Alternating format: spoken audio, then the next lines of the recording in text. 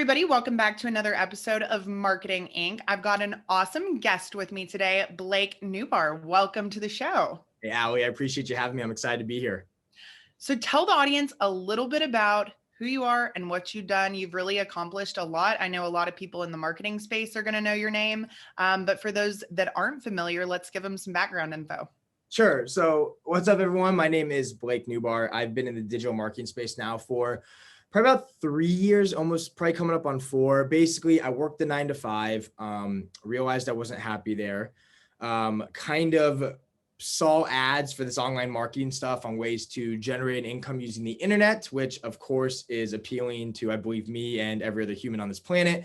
And it kind of sucked me into the ecosystem. So I left my 9 to 5 and I basically started out on this journey to how can I learn how to replace what I was making there by using the internet. And after stumbling over a few different things, failing my face off a few different times, I finally kind of backed myself into the corner of really learning and understanding what a sales funnel is and how to become really good at using them. And since then, I've taught thousands of other people and over 100 countries across the world on how to launch a successful business using sales funnels. And that's what I work on every single day.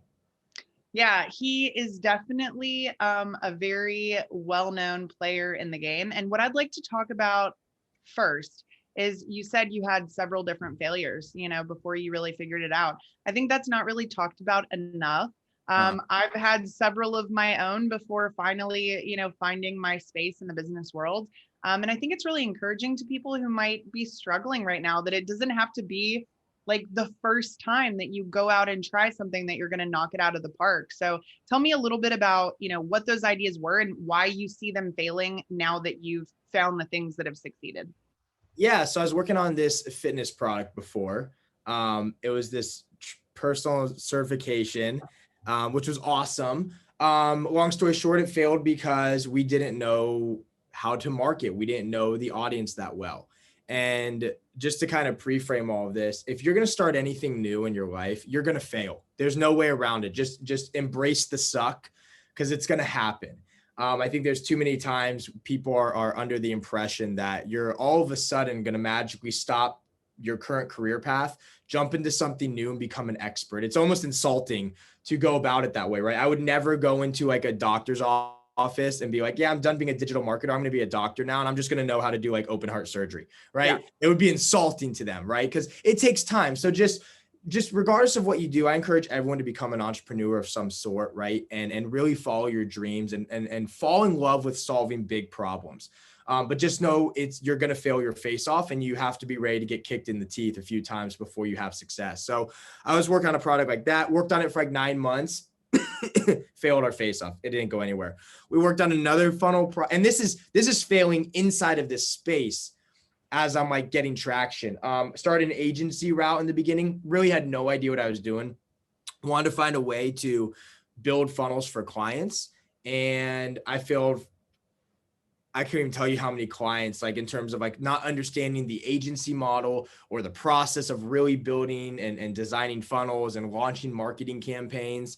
Had some disasters there. Worked on my own project called the Funnel Jackpot that no one even knows about, that we put like $10,000 in production value behind this thing. And it went nowhere because we lost the vision when we tried to outsource it to other players in the thing. So, I mean, just know like you have an end goal in mind and you are going to hit road bumps the entire way until you get there. And it's supposed to, you have to fall in love with the journey, right? You have to fall in love with the process. And I think too many people fall in love with the end result. The end result is boring. It really is. Like you swear, like when the buffalo is getting hunted, right? And after it's killed, it's like there's just like depression that hits. Like what's the next kill? So never fall in love with the end result because I promise you it's anticlimactic. You have to fall in love with that process of kind of failing and making iterations until you get there. So if you're listening right now and you're wondering why things aren't working out for you,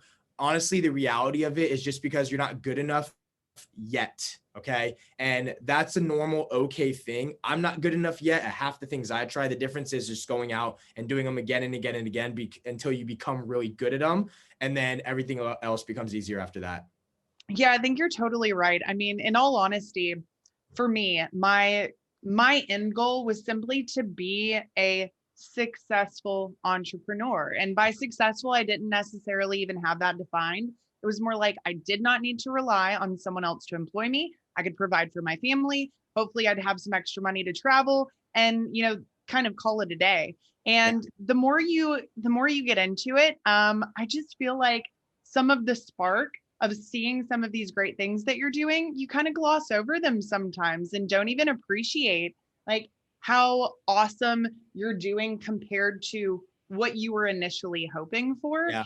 And I mean, I'm definitely not done on my journey, but I've kind of gotten to the point where I'm like, I don't even care about money. I just want to like help people and I want to be happy and enjoy my life and spend time in nature and do things that entrepreneurship allows you to do. So it Right. is more only the journey that kind of matters. And hey, let's pretend that the internet crashes tomorrow and I have no way to make money. Well, guess what? There are other things in life that are really important, but we have this amazing opportunity to leverage the internet to make these amazing connections, but also really help people and also help ourselves and our families and our communities along the way. And being a parent, it's really kind of like hit some of those things home about just having to practice to get good at things because I've got a 4-year-old. And so she tries things and like we'll be doing yoga and she'll say, I'm not good at yoga. And I'm like, you barely begun. Like you Right. have to do things over and over. She wanted some like batons for her birthday the other day. So she's actually like picking it up pretty well. And she's like, I can't do it like that girl yet. I'm like, that video's of a national championship baton twirler. So no, you Exactly. can't do it like that yet. You've got to work as hard as she worked to be able to do it like that. And so really just keeping that in mind all the time is truly so important because things also change in this industry. And, with these different platforms and programs and social media sites, things are always changing. So there isn't actually an end point, Yeah, I think if people come in with more, their expectations need to be more managed, right? Because here's what typically happens. You're doing something, whether you're an accountant or you're whatever, insert profession here.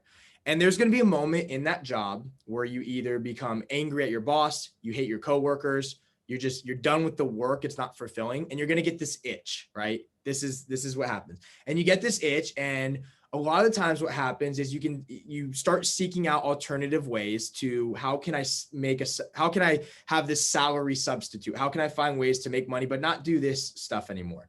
And a lot of times people turn to the internet. Well, when you turn to the internet, the internet's all glamour, right? And it's yeah. kind of funny because it should be the opposite. I mean, Yeah. it's literally, you should be very skeptical when you're online. That's just a reality. People have to know, like, and trust you. I don't know how many times people can say that, but Yeah. it's true, right? But there's this thing that happens where it's like, we think that we're going to leave this thing and then go become experts at making money online. I mean, if anyone could make money online, like, and be really good at it, the whole world would do it. Like, Exactly.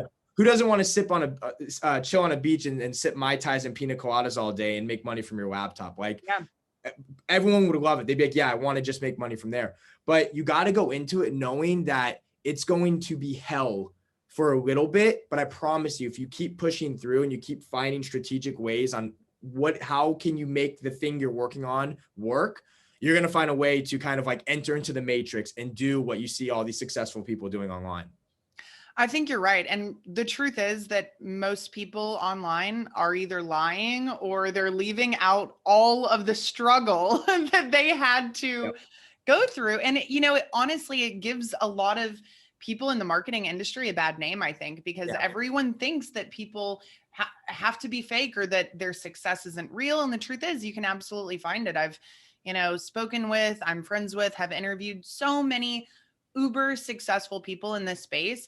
And the truth is, those people are honest about where they've been. They are honest about the challenges they've had along the way. And in all honesty, I feel like they're really good, principled people Yeah. that they're willing to find something that matters to them and stick with it and fight the fight they have to do in order to really make it work for them. And I mean, my journey was a little bit different, I think, than some people. I was working as a marketing director for several years before I decided to start my own business. Like, I always wanted to do it.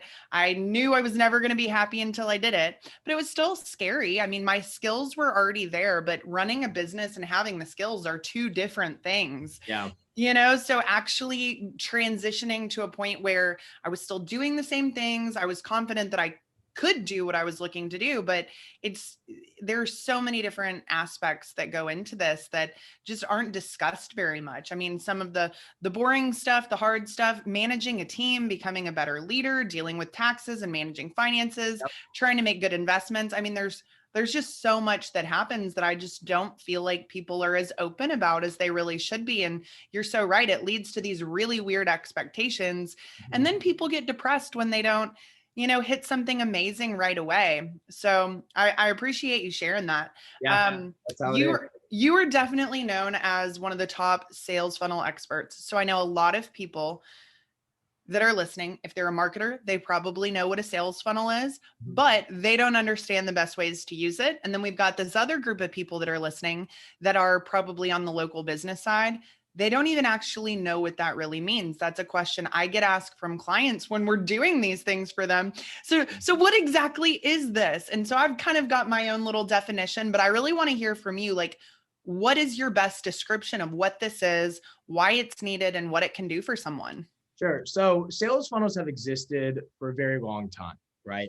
They were kind of popularized in recent years by Russell Brunson, who kind of brought them more mainstream. I don't think they're mainstream yet. I think they're on their way. Yeah. But they've existed 10, 20, probably even longer, 30 years prior, right? As long as e-commerce has been happening on the internet, and I think the internet was invented in 2000, maybe 20 years. Sales funnels have been used. Sales funnels exist offline. Okay. If you've ever been in sales before and you're going to sell, home security to someone, right? And you knock on their door, and I'm going to use the most eccentric example of door-to-door sales still. And you go and you knock on their door and you're like, hey, I got this ADP, or I got, sorry, not ADP. I got, this home security solution, and, I could tell you need it, blah, blah, blah, whatever happens. And then you go home and you follow up with that person. That's a funnel. They're in this thing. So a funnel, essentially, the easiest way to understand is that it's just a customer journey that you lead someone through, providing different levels of value along on the way, getting your customer to an end result. Okay. So think of like a funnel, right? A lot of people come into it, and then a little less get through this part, and a little less to this part, and finally a little less at the end. And at each step, you're providing different products and services to solve the pains that people are experiencing.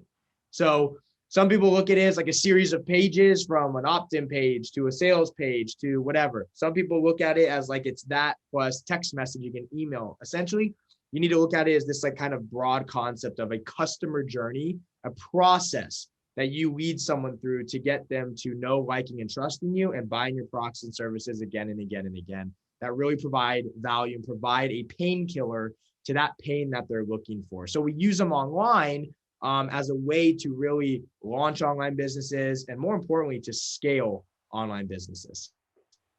That is a great description. And I really like it because I agree. There are so many different ways to do a sales funnel. And some of them are very short and they don't fit the traditional description. It can be a phone number that somebody's texting to get something. It doesn't have to be a web page, exactly like you said. And I think that concept is still very not understood clearly. People think it's got to fit in this certain framework. So when it comes to building successful funnels, you've clearly done a lot of them. Tell me about the first one that really worked for you. Yeah, so it was actually this 2 Comma Club award right here that has there's a sledgehammer hole into it. Long story. But destroying your success. yeah. Literally did a launch and took a sledgehammer to that. The one thing I knew no marketer would ever dream, ever dare to do. Yeah. I had to do it. So it made a lot of noise. But regardless, so I was working, I had this concept when I first started out, I was trying to find ways to really stick out from the crowd. So what I did is, when I left my 9 to 5 and I ventured on this journey to understanding internet marketing, I basically went on Upwork and I created a profile, basically telling people like, hey, this is who I am. This is what I can help you do. And I soon realized how brutally competitive the space was with people trying to do the same thing. So I'm looking at it like I have a ton of people over here to my left. I have a ton of people over here to my right. How am I going to stand out in this sea of noise with everyone doing something similar? So I adopted this philosophy. I call it go for wins. And the whole time as I'm sitting there trying to get clients or get customers from Upwork, I'm thinking, how much money can I make from this person, right? It's the natural thing. Like when you're first getting started, I'm sorry, no business is built on philanthropy. I don't believe any business is built on philanthropy, right? Like you can have a part of your business, but people go into business to get rich. Like, yeah. And then after you get rich, you realize it wasn't the money, it was more fulfillment. So you keep finding ways to provide additional value, right? That's what I really believe. And, you know, people can combat that, but I was going in because I was like, how can I make money, right? That's the whole point of doing this stuff is what I'm thinking. And I started thinking, you know what, maybe that's like the wrong way to think about it. Maybe I can still get that end result, which is give me the success and the financial position I'm looking for. But maybe I can get that by kind of looking at it from a different angle. So instead of saying, how can I go and get a client or a customer and get money from them? I started looking at it as, how can I get a customer massive success? Like, forget the whole what happens to me. Let me just start looking at the customers I get. How can I get them so much success that they refuse to work with anyone else? So once I had this kind of like epiphany of how I could strategically position myself, because I knew everyone else was thinking what I was thinking, was how do I make money? I was like, let's go about this way. So I got this call from a guy named Brian Page, dear friend of mine. And he calls me like right after I had this epiphany. And he's like, hey man, I have this idea to launch this course. It teaches people how to make money on Airbnb. The course is done, but it's not really selling right now. Like I have it on like some other outlets, not really working. Like, do you want to team up on this thing? And I'm like, yeah, man, let's do it. And long story short, we go into this and I dropped everything I was doing. And my whole mentality was, how can I make Brian Page as successful as humanly possible? Brian's already good. He knows what he's doing. He was just getting started though. So he was ambitious. He was hungry, right? He wanted to learn this stuff, but I think he knew he needed help from someone on the funnel and marketing side a little bit. So we teamed up. I put everything I could possibly think into this project, built the funnel. We worked together on everything. And 43 days later, we made over $1 million in sales launching that. And to this day, I think it's around like 14 or 15 million in sales. And that was my first massive win. And from that moment forward, my phone it was ringing off the hooks with people wanting to work. I mean, people not even, he was selling an info product and people like wanting to sell like fidget spinners are like, hey, can you build me a funnel? Like I'll pay you $50,000 to build it. And I'm like, I'm sorry, I'm going to turn that down. But it's like, that's how crazy it is, because once you get your first big success, you get this halo that's kind of put above you, and people look at you in a way of like, if he did it for him, he can do it for me. And that was my first major win of focusing on just making someone else as much money as possible. And whatever happens to me, I know it's going to be a lot bigger vision because of that major win. And that's, I would attribute a lot of my career advancement, the speed of it, to that moment working with Brian and kind of launching that together. That's so interesting because it reminds me a lot of things that have happened to me as well. My 2 comma club award was not for my personal business. I was working on someone else's business to make them as much money as humanly possible. And I wanted to do the best job I could. And I had some additional opportunities that arose that, helped me do similar things. But that was my thought. If I can make sure people know the skills are there to help someone achieve this, then they will trust me because they have verified proof of what I've done, which is very lacking with a lot of people out there. It's easy to manipulate a screenshot, or we've got Canva and Photoshop and video editing. So when someone actually comes in and says, hey, I verified that this money was made X, Y, and Z, it definitely does a lot to set you apart. So I have a couple of questions about that funnel. Tell me like what the offer was and what that type of funnel was that was able to make you so much money in a short period of time. Yeah, so the offer was truly unique.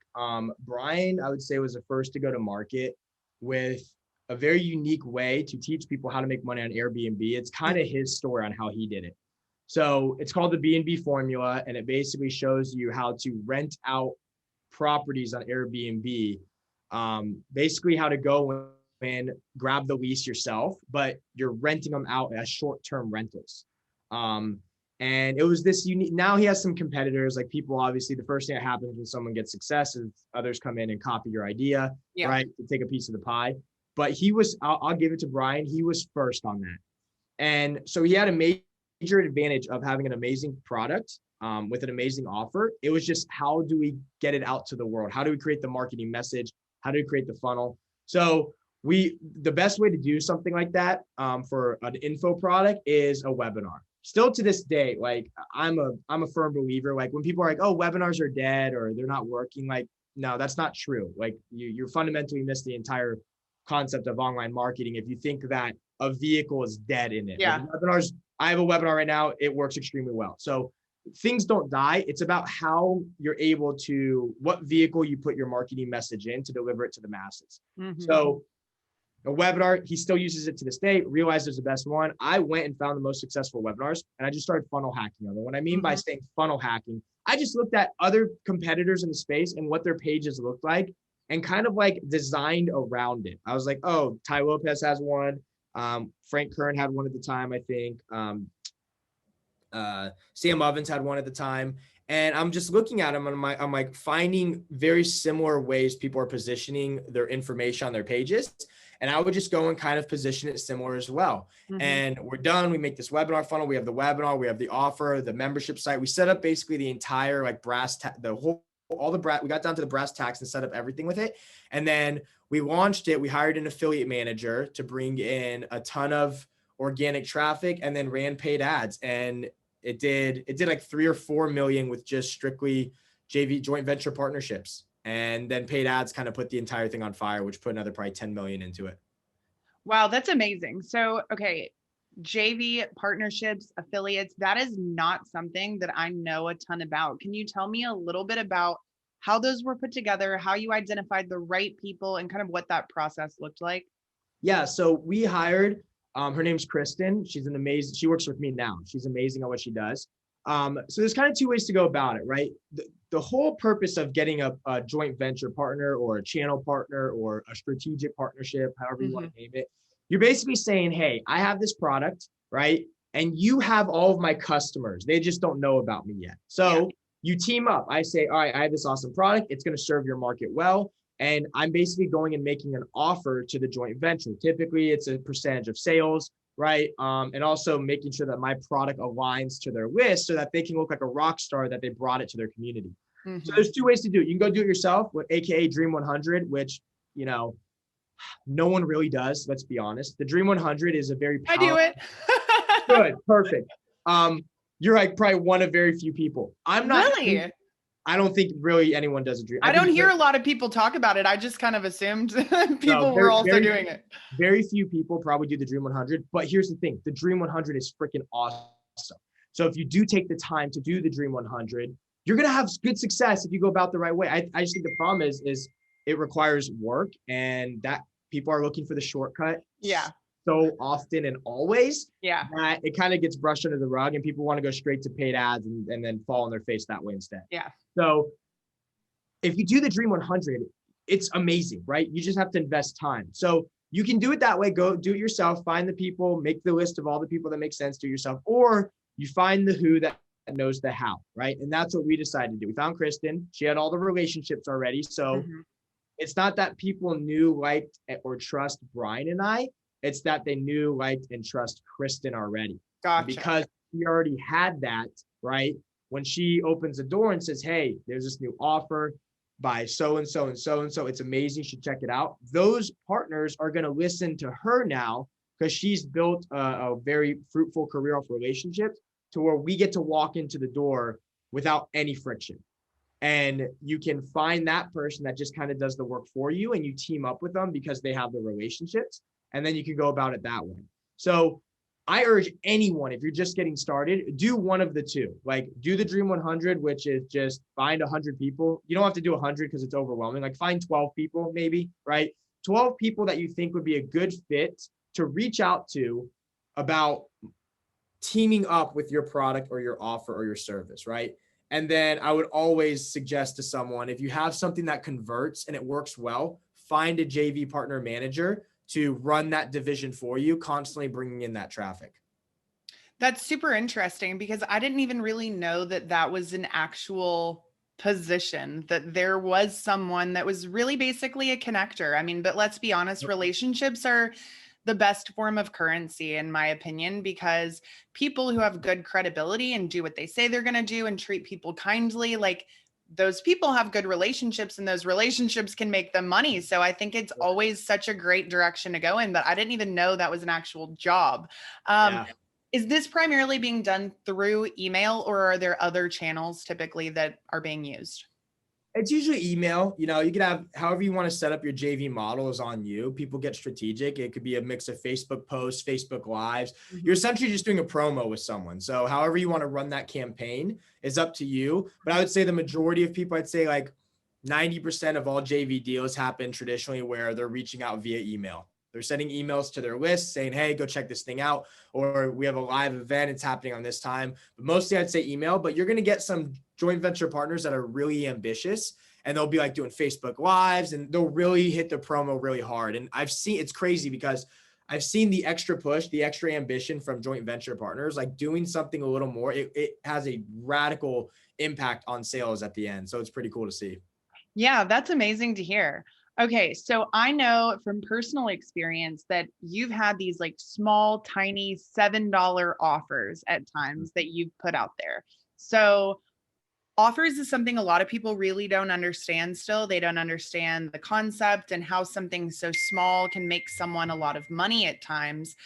So can you tell people a little bit about what that was, why you decided to price it that way, and kind of how you saw that customer journey going, and ultimately if it turned out the way that you wanted it to turn out?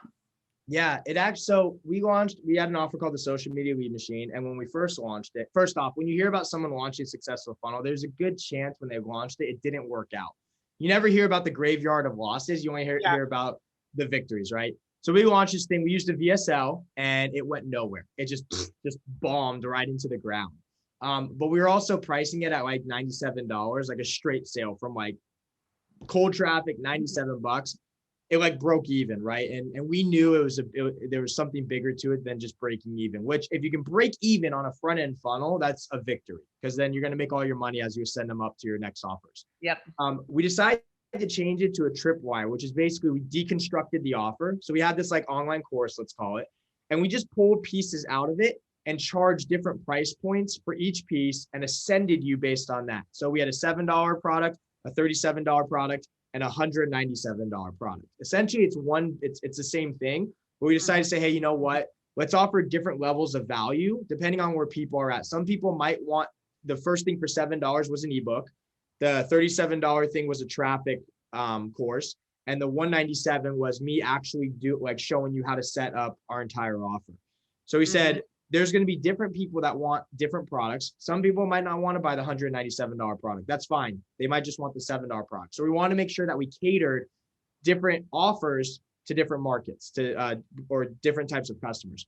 So we launched this tripwire and it just exploded. It went through the roof. Like there was times it was doing like $3,000 a day on it, on like $400 in ad spend. So it was doing extremely well. And what this offer was showing people how to transform their social media profiles to generate more leads and more sales. And we launched this tripwire funnel. It did extremely well. It gave us the ability to spend a lot to acquire customers because we knew that all of our money was going to be made on our back end, on our core offer, and then on our high ticket offer. And that is kind of like having a $7 product in place.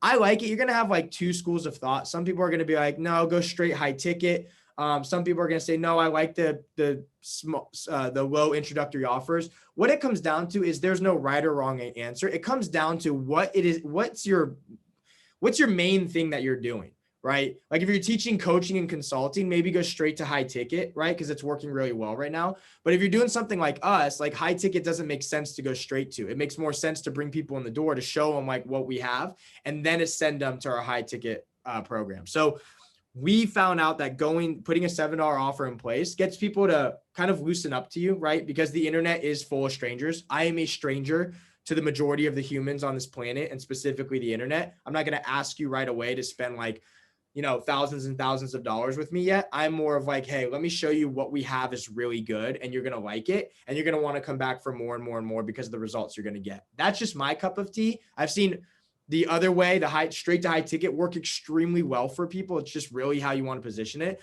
But having that low introductory offer in the front has done really well for our business.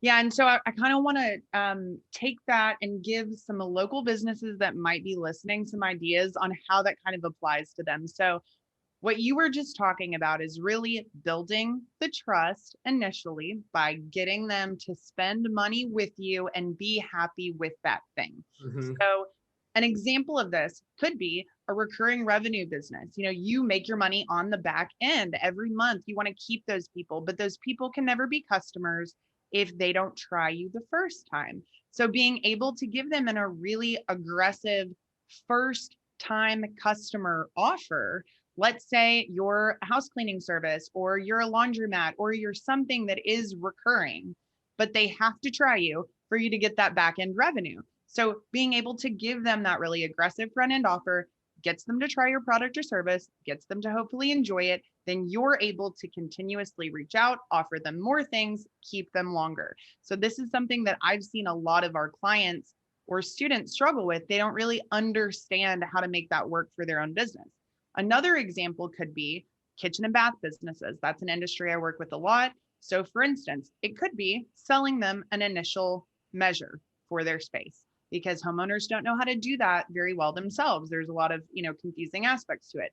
Then once you're there inside their home, face to face with these people, building a good relationship, you can then say, hey, we would love to design your space for you to make sure it's something you really want. You could sell them that additional design service, because sometimes people want to actually do it themselves. I'm a good example of that. We always do our own remodeling projects because we can, but there are things that we would want someone else to help us with before we got started.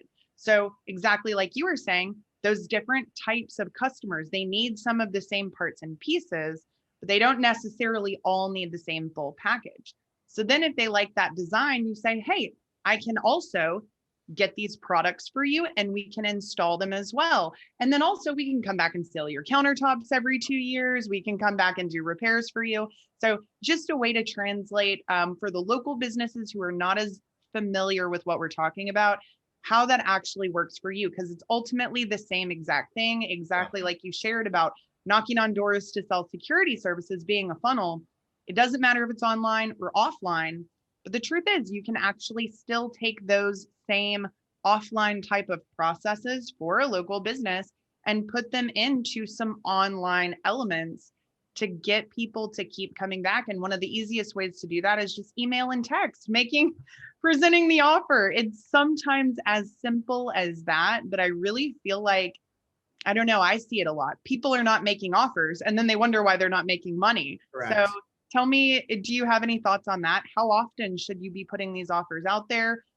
Whether that's to your list or on your social profiles versus doing something like paid ads or JV offers? Sure. So it really depends, right?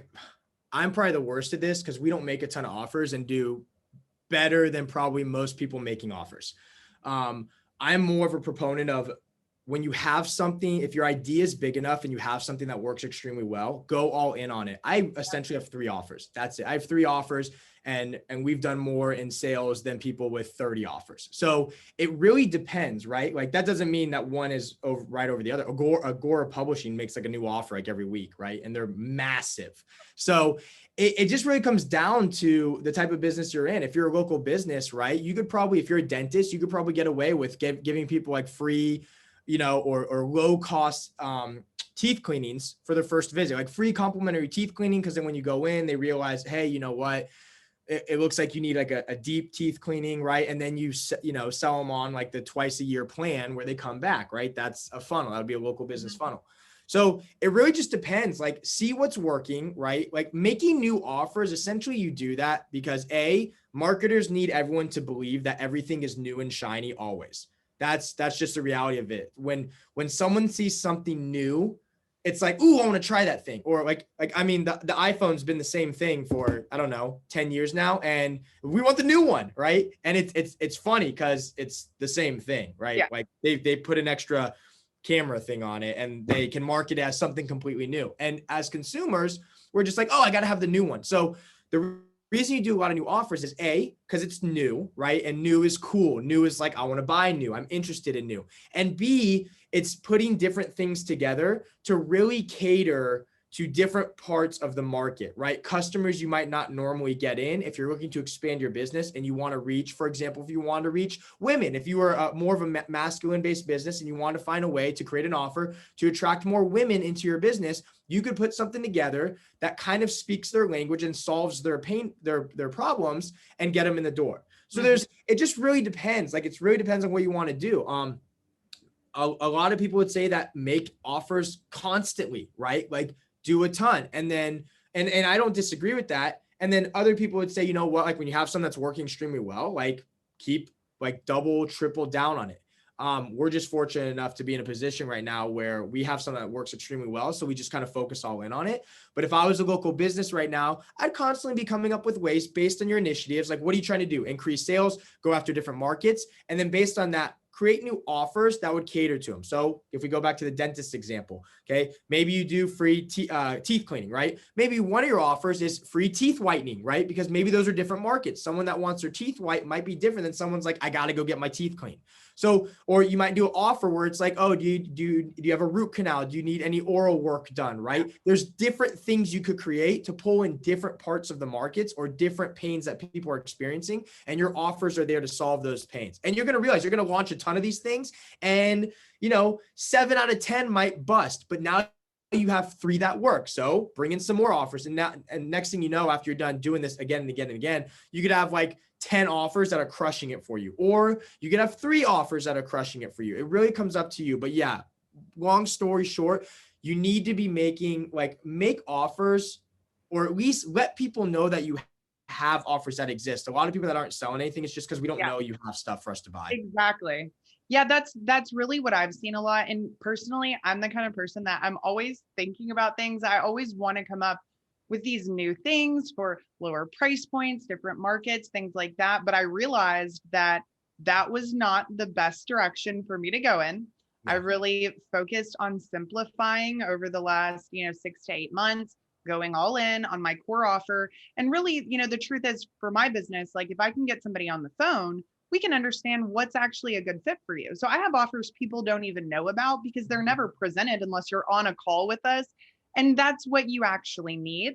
And so I really just tried to focus on this one thing, simplify, be able to spend all my time making the product itself as great as humanly possible instead of trying to build new funnels for every single idea I had. And so that's been like something I've had to work on overcoming, because I could very easily let myself be that 100 offer person, but ultimately 100 offers wouldn't be working. Right. You'd still have like this handful of them that do work.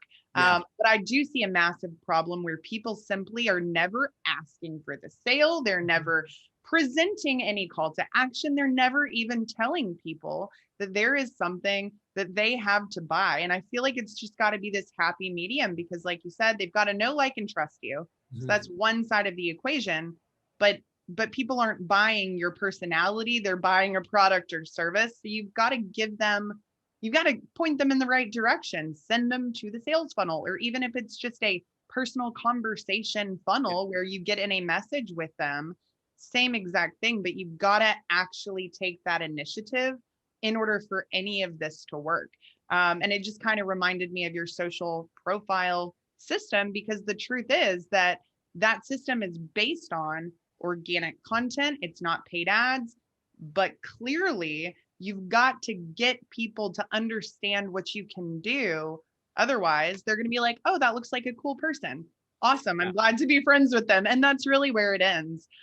So any tips on people who maybe are afraid to put it out there and feel like they're being salesy online and things like that? I mean, what would you say to them? You just got to go for it, right? Like, if you got to know that the game you showed up to watch, or, the game you showed up to play, and there's going to be road bumps and there's going to be things that you're going to be uncomfortable doing. And you're going to feel like you're this imposter. At the end of the day, it just comes down to like, quote unquote, like, or just, kind of go after it. And you might be afraid, you might hesitate, but you have to go for the sale. Like, if you're not selling, right, you're not really doing anyone any justice. You're not doing your business any justice, and you're not providing the value that people probably need to receive from you.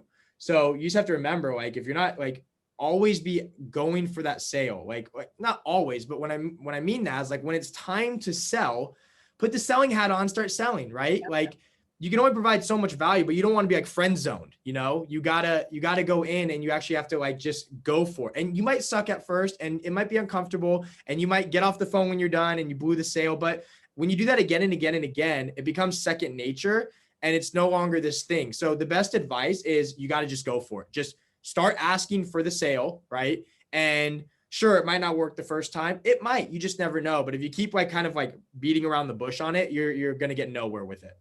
You're so right. And I think that's one thing that really worked in my favor. One of my first jobs, they asked me if I wanted to try and start selling this magazine that I was working on. And so I started cold calling, and it is so intimidating. It was literally the thing I wanted to do least in the entire world. But I was like, hey, they're telling me I can make a lot of money. I'm going to give it a try. And if I hate it, I'll stop, but whatever. And once you can just understand that, like, these are people that you're likely never going to see in real life unless they become a client, their opinion, if like you blow that sale, it doesn't actually matter, but it really toughens you up and it gets you used to not caring what people think about you. Because sometimes they're just not a good fit and whatever, like let them make that decision for their business. So anybody who's scared to sell, start cold calling, and who knows, might grow your business that way. It's a numbers game. It really is. So Blake, this has been so amazing. If people want to learn more about you or what you do, where can they find you? Sure. Yeah. So I have a free group. Again, I feel like let's start off on the right foot. If you want to learn more information, okay, it doesn't matter if you're a local business, if you're an aspiring entrepreneur trying to sell your own products and services, it's all the same it's the same framework that needs to be followed in terms of like, you need a funnel, right? Mm-hmm. So I have a Facebook group called Freedom Fighters, launch your first $1 million sales funnel. And inside that group, it's an amazing community of over 10,000 entrepreneurs who are on a mission to inject sales funnels into their businesses to either start or grow their current and existing one. So you can go join that. Again, it's called Freedom Fighters, launch your first $1 million sales funnel. It's a free group and we're in there hanging out every day, talking shop. That's awesome. I would definitely encourage you guys to check it out. He has a wealth of knowledge, and thanks so much again for being here with us today. And we'll talk to you soon. Thanks, everyone.